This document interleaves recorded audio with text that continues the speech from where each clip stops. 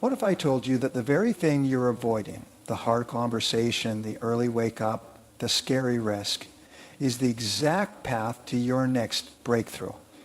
That beyond that discomfort lies a better, stronger, more unstoppable version of you. This isn't about motivation, it's about mental transformation. Let's talk about why the hardest things are often the most necessary, and how training your mind to love the hard things can open doors you never thought possible. Step 1. Discomfort is a signal, not a stop sign. When we experience discomfort, whether it's physical strain, emotional unease, or mental resistance, our natural instinct is to retreat. We've been conditioned to associate discomfort with danger, failure, or the idea that something is wrong. But in reality, discomfort is often just a signal, not a stop sign. It's a cue from your mind and body that you're stepping outside of what's familiar, and while the familiar feels safe, it's also where growth comes to a halt. Think about the first time you tried something truly challenging. Maybe it was giving a presentation, going to the gym after a long break, or waking up 2 hours earlier to pursue a goal. That tension in your stomach, the doubt in your mind, the overwhelming urge to go back to bed or find a way out, all of it is discomfort. But in those exact moments, your brain isn't saying stop, it's saying pay attention. It's highlighting the fact that you're moving into territory that requires effort, presence, and courage. Discomfort is the mind's way of saying you're growing, you're pushing limits. It's no different than the soreness you feel after a tough workout. That soreness isn't a sign you're weak or broken. It's a sign your muscles were activated in a new way. The same applies to your mind. Every time you choose to stay in discomfort a little longer, to take one more step, to make one more call, or to show up even when it's hard, you're rewiring your mental endurance. We often look for certainty before we take action. We wait to feel confident or ready. But discomfort reminds us that the real transformation happens not before we act, but while we're in motion. It's the emotional equivalent of resistance training. You build confidence by doing the thing that scares you. You build clarity by walking the unclear path. You build strength by standing tall under pressure. The greatest shifts in life don't come from comfort. They come from friction. That friction creates awareness. It exposes weaknesses. It sharpens strengths. And more importantly, it shows you exactly where your edge is. Most people stop at the edge. They turn around when the discomfort begins. But those who grow, those who evolve, they've trained themselves to recognize that edge not as a barrier, but as an invitation. Step 2. Pain is temporary, progress is permanent. Pain, whether physical, emotional, or psychological, is one of the most powerful sensations we experience as human beings. It's intense, it's immediate, it demands our attention. But despite how overwhelming it can feel in the moment, pain is temporary. It comes in waves, it rises, peaks, and eventually it fades. What remains after the pain passes is far more valuable. Progress. Consider any area of growth in life. Building a business, mastering a new skill, improving your health, or developing resilience. None of these are achieved without moments of discomfort, sacrifice, and sometimes real pain. Waking up before the sun, staying late to finish what others would leave undone, saying no to easy distractions or failure. All of these things carry a weight, but they're also the very experiences that forge strength, skill, and self-belief. Pain teaches, it refines, it strips away what is unnecessary and exposes what truly matters. It's in the painful moments that we confront our limits and get to decide if we'll stay there or push beyond them. Every tough workout, every hard decision, every failure you rise from, these are all investments into your future self. The soreness goes away. The fatigue passes. The sting of failure dulls over time. But the muscle you build, the discipline you gain, the experience you earn, those stay with you.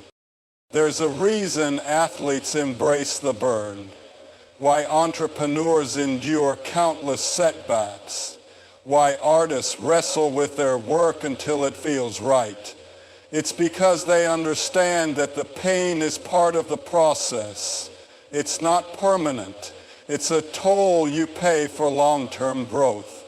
It's not a punishment. It's a passage. And once it's over, you don't go back to who you were before. You emerge with something new, a lesson, a skill, a piece of wisdom, a layer of strength. Progress doesn't always feel good in real time. In fact, most progress is invisible at first. You don't notice your mindset shifting when you get up early for the 10th day in a row. You don't always feel stronger after one tough choice. But over time, those small battles compound.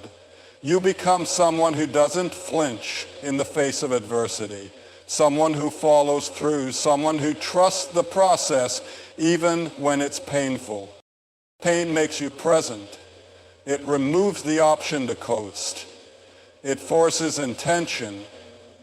In those moments when you want to quit, when the effort seems too great, you're faced with a decision. Give in to the temporary pain or push for the permanent gain. That decision defines your trajectory. Pain will always knock at the door when you're doing something worthwhile, but it doesn't stay. What stays is who you become because you kept going. Step 3, discipline over emotion. There's a common trap people fall into, waiting to feel motivated before they take action. They wait for the right mood, the perfect moment, the surge of inspiration that will push them into motion. But if success depended on emotions, very few people would ever get anything done. The truth is, emotions are inconsistent. They rise and fall based on factors we can't always control. Our energy, our environment, our hormones, even the weather. That's why relying on the how you feel is a dangerous strategy for achieving anything meaningful. Discipline is the antidote to emotional inconsistency. Discipline means doing what needs to be done, regardless of how you feel. It's the ability to show up on the days when you're tired, discouraged, frustrated, or uninspired. It's waking up early when the bed is warm. It's hitting the gym when your mind is offering 100 excuses. It's staying focused on your work when distractions are pulling at every corner of your attention. That's what separates the average from the excellent. The decision to act based on commitment, not comfort. Emotions are momentary, but discipline creates momentum. When you rely on discipline, you're not negotiating with yourself every day. You're not asking, do I feel like doing this? You're saying, this is who I am, and this is what I do. That shift creates stability in your routine and builds the foundation for long-term progress. It's not glamorous and it's not always exciting, but it's effective. Discipline turns actions into habits and habits into results. Discipline also gives you control. When you're ruled by emotion, you're reactive. You're at the mercy of every passing thought or fleeting mood. But discipline puts you in the driver's seat. It says, I choose my actions, no matter what my feelings say. It allows you to stay steady in chaos, to keep your standards high even when motivation is low. And over time, it rewires your identity. You stop seeing yourself as someone who needs to feel good to perform, and instead, you start seeing yourself as someone who performs no matter what. There's a quiet power in doing hard things even when you don't want to. Not only does it build confidence, it creates evidence. Every time you follow through on a commitment without relying on emotion, you're stacking proof that you're capable, reliable, and strong. That proof compounds. It shapes the way you see yourself and the way others see you. You become the person who can be counted on, not just when it's easy, but when it matters most. And while emotions are temporary, discipline is a skill. Like any skill, it can be trained, developed, and strengthened with practice. The more you lean on discipline instead of emotion, the more resilient you become. You start to understand that success isn't about feeling your way through life. It's about leading yourself with intention, regardless of how you feel in the moment. Step 4, the challenge that reframed the challenge. When we're faced with a challenge, our first instinct is often to label it as a problem, something in the way, something unfair, something that shouldn't be happening. This mindset instantly creates resistance. It makes the challenge feel heavier, more intimidating, more personal. But what if the challenge itself isn't the issue?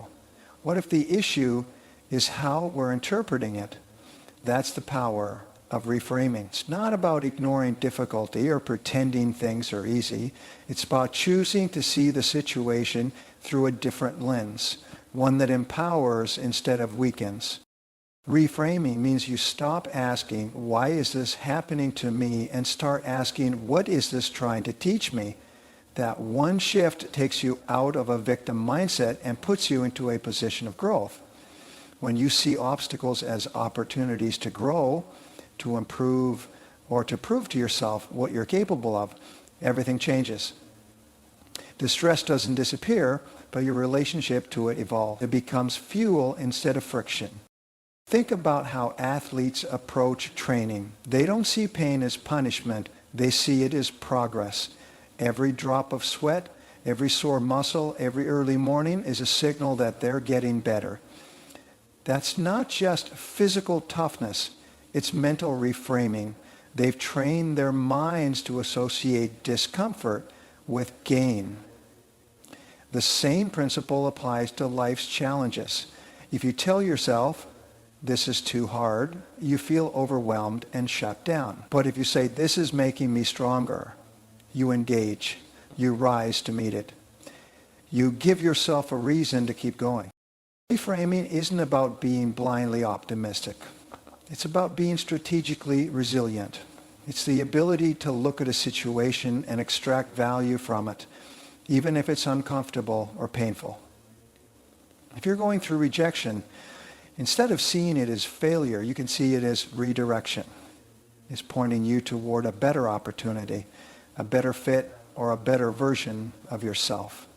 If you're dealing with setbacks, you can view them as stress tests designed to refine your systems, your mindset, or your patience. When you reframe a challenge, you take back control. The challenge no longer owns you. You're no longer waiting for it to pass so you can feel good again.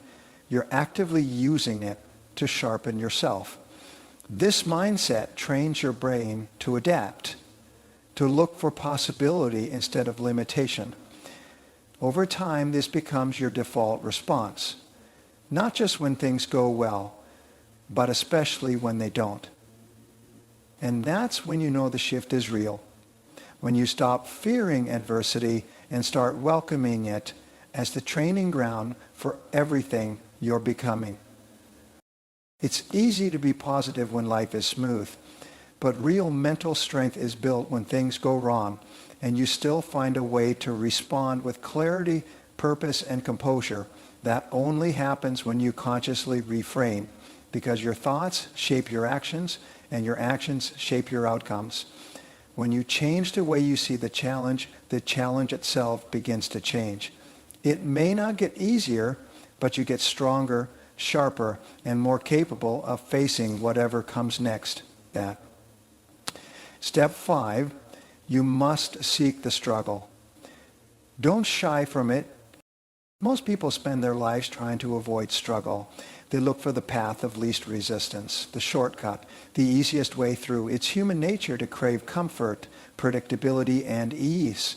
But comfort rarely produces greatness. The people who rise to the top in any field, whether in business, sports, relationships, or personal growth, are the ones who have made a deliberate choice to seek out struggle instead of shying away from it. They understand that struggle is not an obstacle to success.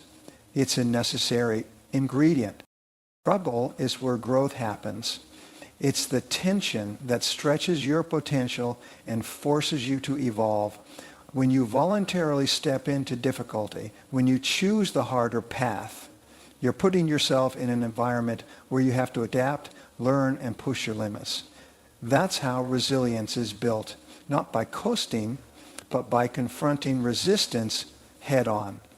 And when you do that often enough, you start to realize that struggle isn't something to fear. It's something to value. People who shy from struggle often wait for the right time to begin, thinking that when everything lines up, when it feels less risky or more convenient, then they'll take action. But that moment rarely comes. Life is unpredictable. Waiting for perfect conditions is just another way of staying stuck. In contrast, those who seek the struggle don't wait for life to get easier. They get stronger. They intentionally put themselves in situations that test their will, stretch their endurance, and demand more than they think they can give. Because that's how you grow your capacity. Choosing struggle means doing the hard work out instead of skipping it. It means having the uncomfortable conversation instead of avoiding it. It means taking the risk when there's no guarantee of success. It means walking into a challenge knowing it might break you down, but also knowing that's the only way you'll be built back stronger. It's not about being reckless. It's about being courageous. It's about choosing what is difficult because you value who it will make you in the process. When you train yourself to seek out the hard things, your threshold for difficulty increases. What once overwhelmed you becomes manageable. What once scared you becomes familiar. You build mental calluses. You get tougher, not by avoiding pressure, but by moving through it again and again. And eventually, the hard things that used to intimidate you start to feel like home. You stop backing down. You stop second guessing. You develop a mindset that thrives under pressure because it's been forged by it. This shift doesn't just change how you handle challenges, it changes your identity. You become someone who sees difficulty not as a sign to turn back, but as a signal to lean in. While others are looking for the exit, you're looking for the edge. You start to see struggle as your training ground, your teacher, your proving ground. It's no longer something to endure, it's something to embrace. Because you know that's where the breakthroughs live. That's where the real change takes place, not in the ease of avoidance, but in the fire of effort.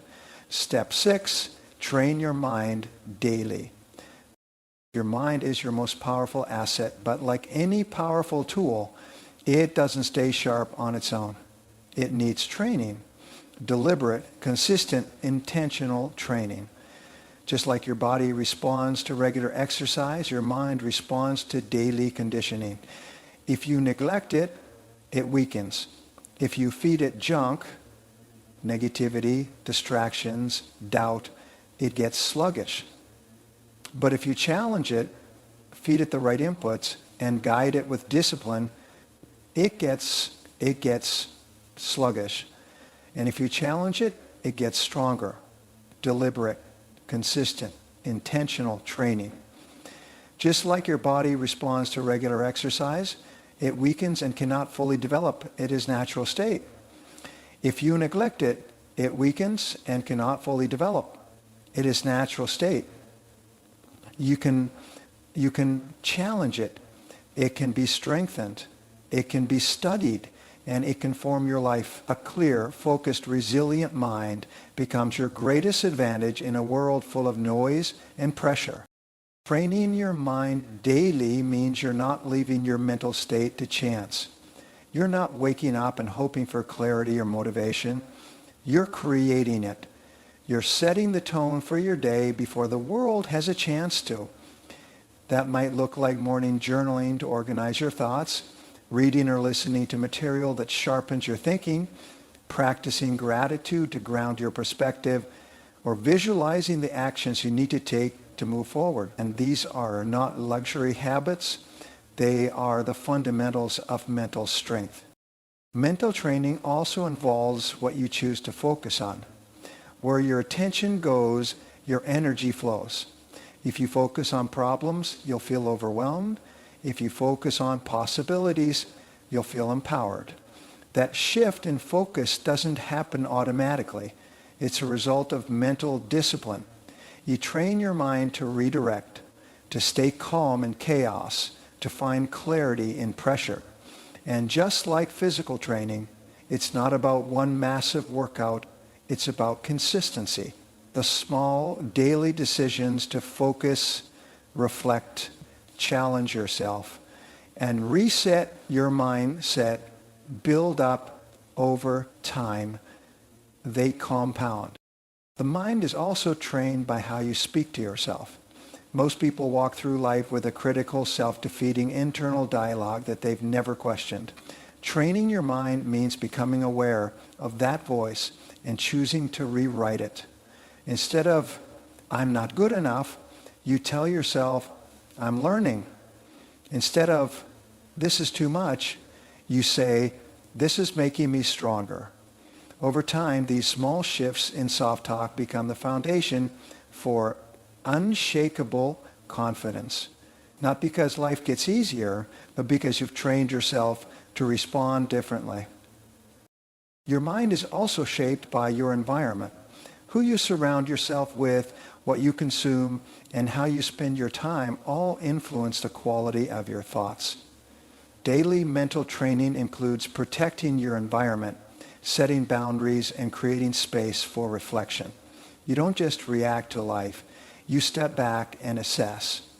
You ask, what's working? What needs to change? That kind of awareness is a skill, and it only comes with repetition. You train your mind by doing things that require focus when you'd rather scroll, by sticking to commitments when excuses feel justified, by sitting with discomfort instead of escaping it, by leaning into discipline when motivation is nowhere to be found. And the more you train, the more automatic it becomes. You stop being thrown off by small setbacks.